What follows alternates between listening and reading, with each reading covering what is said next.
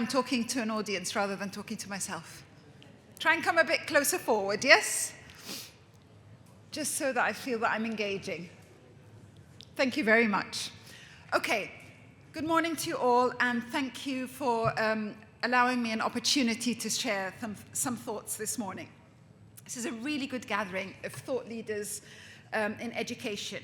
And I think what brings us all here today, this morning, is our passion for our roles and ensuring that what we do continues to make a difference. I'm humbled to be able to address such an audience. And I was given some advice recently, which I'm really trying to stick to, from a lady I respect hugely, actually. And she said, Yusra, when you're given a microphone, that's a huge responsibility. Use it wisely. So I'm going to try and remember that in the next 5 to 10 minutes. But before I do that, I would like to express my thanks to everyone who's played a part in making this summit happen. Thank you all very much. I'm not going to try to name any names, but I know it's a teamwork, and these events can only happen when a team pulls together. And I know from the various emails and communications at all hours of the day and evening that people have been working very hard to bring this summit together. So thank you all very much for making it happen. Ladies and gentlemen, I'm going to start by telling you a story. When I took up my very first job in higher education, and on my very first day, I was simply handed a huge big folder with a load of acetates. Now, the younger generation may not even know what acetates are, but basically they were see-through kind of papers which you used on an overhead projector. And I was told that each one of the lectures for the 12 weeks of teaching was covered in that folder. There was also an essential reading book, and that was it. Off you go, Yusra. Go teach consumer behavior to year 2 students in business. And I look back now, and I have to admit, I'm a little bit shocked. Not just because of the lack of onboarding that took place. I kid you, I'd come from industry, had never done a teaching job before. That's exactly how I started. And I reflect now and I think, gosh, that's a very strange way of onboarding a new member of staff. But what really strikes me is that this story didn't take place in 1952 or 1972. This story took place in 2002. 2002. Just over 20 years ago, this was what was happening. And if you think about it, it's almost unrecognizable in how much our industry and our sector has changed in the last 20 to 25 years. I know that the education sector that I joined looks nothing like the education sector that we're working with today.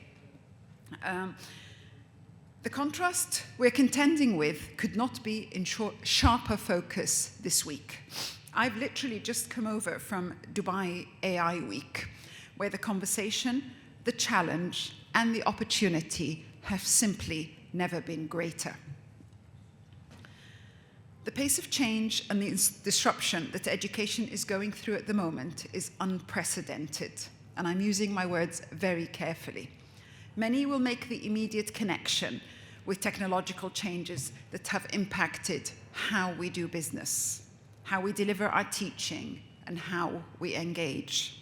But actually, this is only one part of the change. More fundamentally, in my view, is that now, possibly for the first time, educators themselves are feeling compromised about their ability to deliver their teaching, stay abreast of developments, and truly equip this next generation with what they will need to be able to prosper in their careers. Recent research indicates that 96% of learners use AI, whilst only 38% of educators use AI.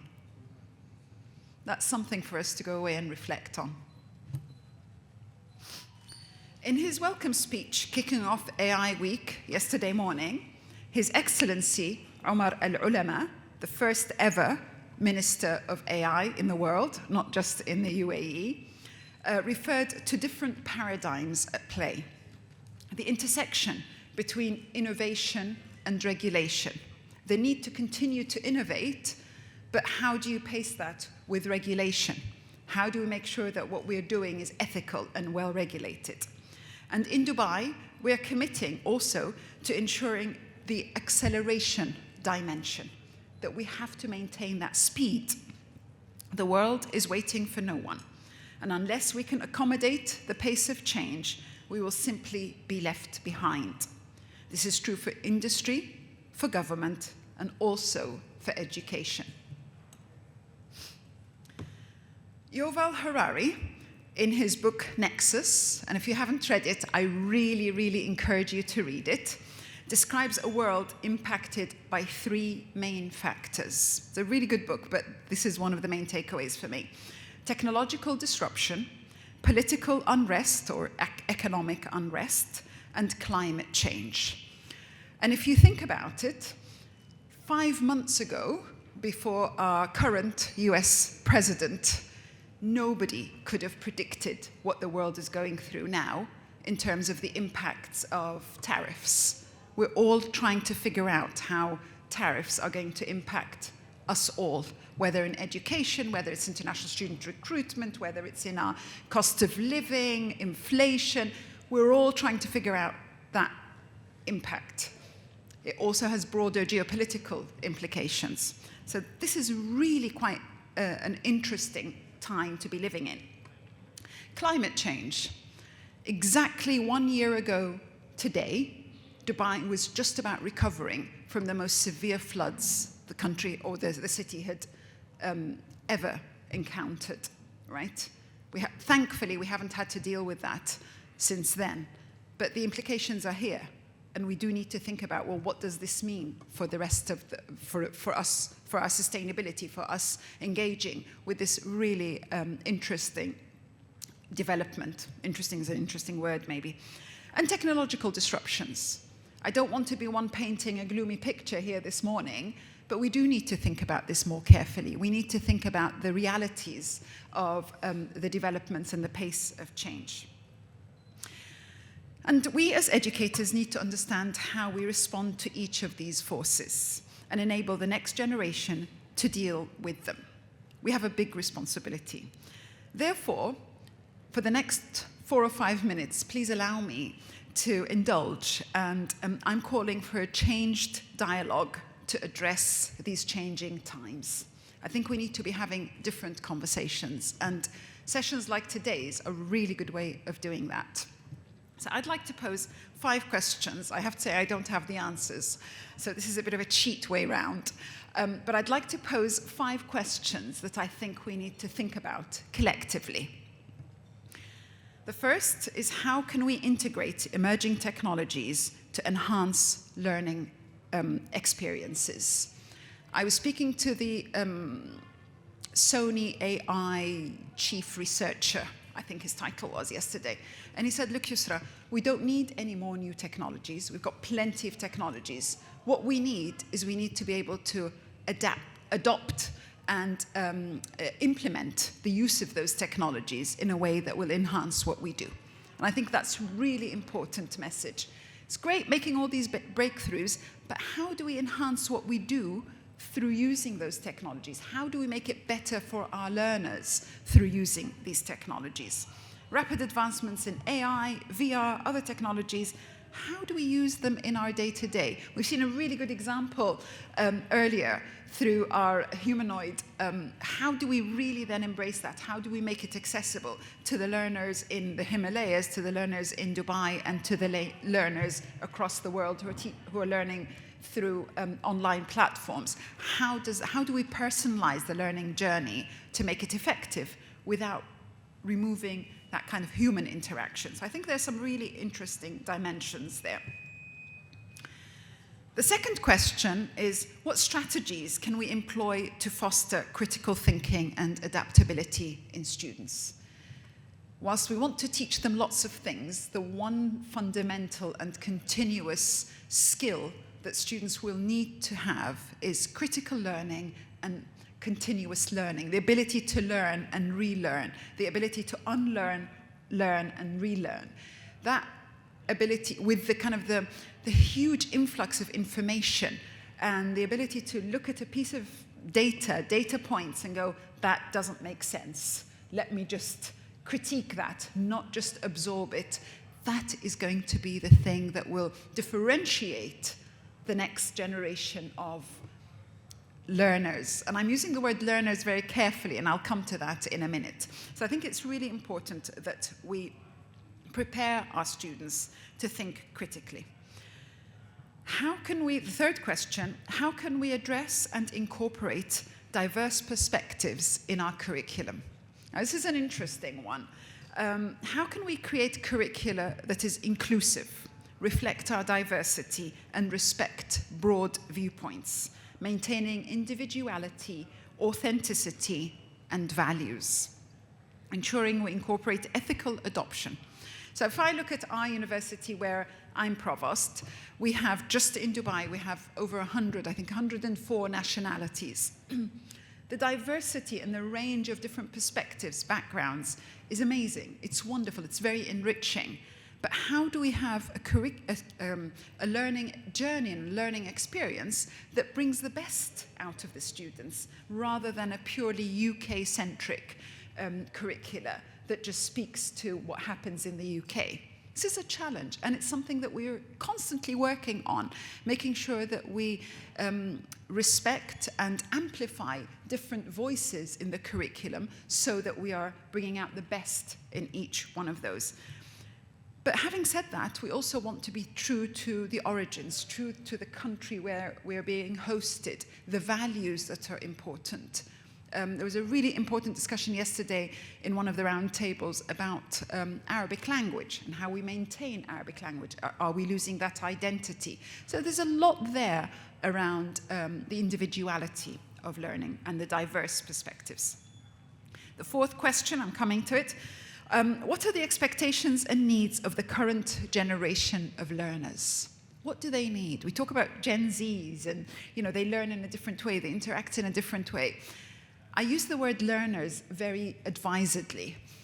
I'm proposing that we need to stop thinking of students as 18 to 21-year-olds, up to 25 if we're lucky. Students are all of us. We're all learners, and we need to continue to be learners. I take us back to this thing of, the students, 96% of students use AI, while only 38% of academics use AI, all right? We've got to continue learning. We've got to remain with pace. Otherwise, we will be obsolete, and genuinely obsolete. This pace of change does not allow us to stop. This is in industry, this is in education, this is in government, this is in third sector, this is in everything we do. We have to remain agile in our thinking. So how do we adapt? What I need, I've been thinking about doing a course in prompt engineering. Right? What I need is not a course where I go and sit there for 5 days and somebody lectures me. I can't do that. I don't have the time for that. I probably don't have the patience for that. What I need is something that I can access easily, that gives me personalized learning that will suit my needs. My 22-year-old daughter, on the other hand, will need something very different. She's at a different stage in her career and different learning requirements. So how do we use education in a way that benefits everyone? We don't leave anyone behind. I think that's a big question for us as educators, to rethink of our models and our understanding of degrees, undergraduate degrees, diplomas, postgraduate degrees. There's still a space for all of that, but what I'm saying is there's a space for something else that we need to think about. And finally, my fifth question, possibly even more important of all of those, is how can we support the mental health and well-being of both learners and educators? I think we've all embraced the idea of the importance of mental health and mental well-being. We know for a fact that students, university students, only excel academically when their mental health and well-being is well looked after, when they've fitted into friendship groups, when they've sorted out their financial needs, when they've settled into their accommodation. We know that they can't excel unless they've done that. But how do we ensure that our educators, those supporting, professional service colleagues, how can we ensure that we're looking after their mental health and well-being so that we can deliver the best learning journey for all of us involved? As I said, I don't have answers. I have hopefully some thoughts around this, but I definitely don't have answers. But in summary, the 5 dimensions I would encourage us all to reflect on would be technology adoption. So really focusing on how do we integrate technology into what we do. Critical thinking. Let's not forget. Let's not get carried away with there's more data out there. Let's be stronger at critiquing what we do.